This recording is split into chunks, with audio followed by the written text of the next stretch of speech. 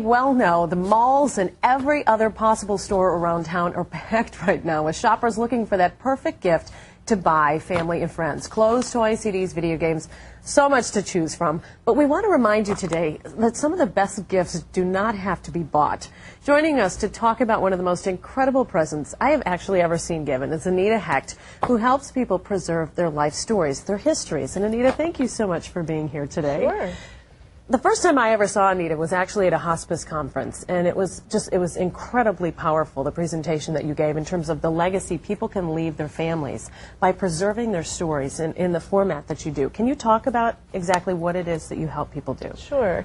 I basically help people write and record their family histories and their life stories in any number of formats. So that can be on video or on audio CDs or in written documents such as transcripts or written memoirs. And basically I guide them through a process by which they start to recall the important events of their lives. And that may be their familial relationships, that may be certain turning points or decisions that they make. And these stories are then preserved in an archivally safe way and passed on to the younger generations. So they basically extend our lifetimes for many generations to come, and I believe give a gift that's much more valuable than any material possession we can buy. I've seen an increase in the number of people looking to help people do this, but are you finding an increasing number of folks think that they have a story worth sharing, worth preserving?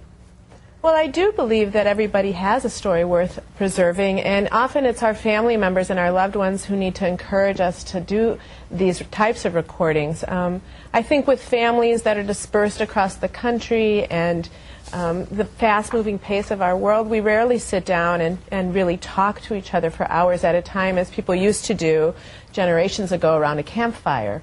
So this is really a way to bring families back together who may be far apart, and there is an increased awareness and interest in preserving these stories because I think people realize that time is going by fast and that our loved ones aren't around, especially at the holidays. They may be missing somebody who was there last year, or they may have somebody here this year who may not be around next year. So, and it's sad when you realize you wish you had something like that of someone, a loved one, after they're gone. So the time to do it is now. And how might people, whether it's through someone like you or even on their own, how would you suggest someone get started on just better documenting the story of themselves or their family? Well, I think first you just choose what kind of format you'd like. So if you are a reader, maybe the written word.